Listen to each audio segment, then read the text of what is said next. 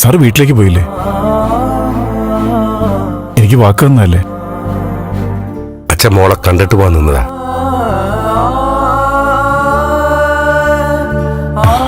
അല്ല, സാറെന്താ ഇവിടെ ഇരുന്നത്? വീട്ടിലേക്ക് കയറിയില്ലേ? ഇല്ല. വരണം സർ. ഏയ് വേണ്ട മോളെ, നിന്നോടും ഗിരിയോടും സംസാരിക്കാനാ ഞാനിവിടെ കാത്തു നിന്നത്. ഇനി ഞാൻ വീട്ടിലേക്ക് പോകോളാം.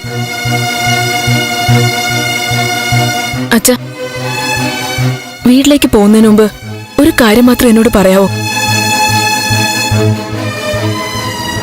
ഇന്ന് ആ വീഡിയോയിൽ കണ്ടത് സത്യമാണോ? അതല്ല അത് കള്ളമാണെങ്കിൽ അത് കള്ളമാണെന്ന് പറഞ്ഞൊരു വീഡിയോ സോഷ്യൽ മീഡിയയിൽ ഇട്ടാല് എന്താ കുഴപ്പം? മോളെ, ഞാനിവിടെ കാത്തു നിന്നത് നിന്നോടും ഗിരിയോടും ക്ഷമ ചോദിക്കാനാ. എന്നോടല്ല, അമ്മയോട് അച്ഛൻ കാര്യങ്ങൾ പറയേണ്ടത്. അച്ഛന് ഞങ്ങളോട് ഒരു തരി പോലും സ്നേഹമില്ലെന്ന് മനസ്സിലായി. എന്റെ വിവാഹ ദിവസം അമ്പലത്തിൽ എന്തൊക്കെയോ സംഭവിച്ചെന്ന് അച്ഛൻ അറിയാലോ. രണ്ടാമത്തെ ദിവസം ഇങ്ങനെയും. പോട്ടെ, ഒരു പെണ്ണ് മനഃപൂർവ്വം അപമാനിക്കാൻ ശ്രമിച്ചതായിരിക്കും. അങ്ങനെയാണെങ്കിൽ അതിന് വിശദീകരണം കൊടുക്കണം.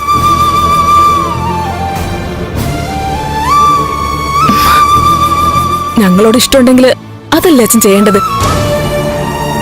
രജനി, സാർ എന്നോട് എല്ലാം സംസാരിച്ചു കഴിഞ്ഞു. എനിക്കത് വ്യക്തമായതുവാ.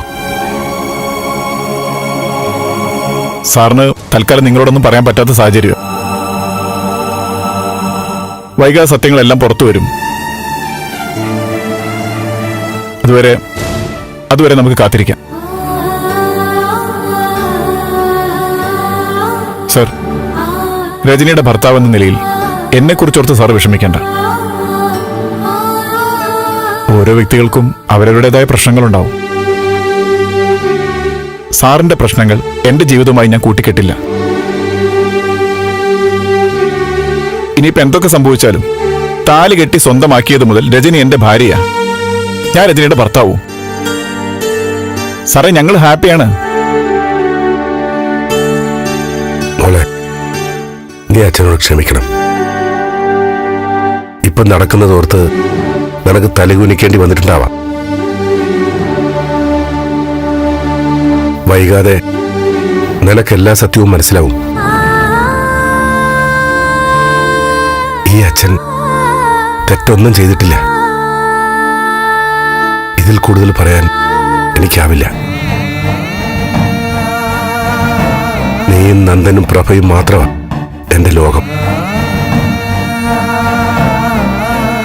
അതിന് ഇന്നോളം ഒരു മാറ്റവും വന്നിട്ടില്ല. മരിക്കുവോളം അങ്ങനെ തന്നെ ആയിരിക്കും.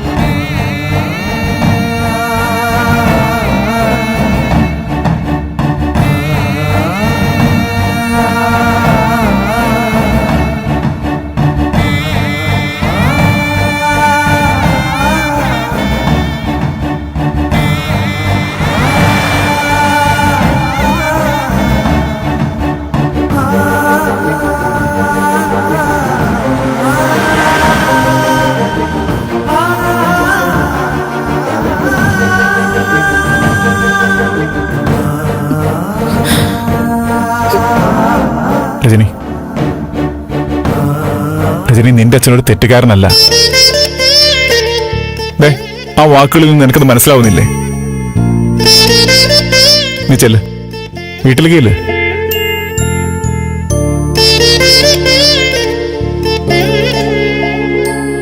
വീട്ടിലെ വിളക്ക് എല്ലാ ദിവസവും രാത്രി 8:30 ഫ്ലവേഴ്സിൽ.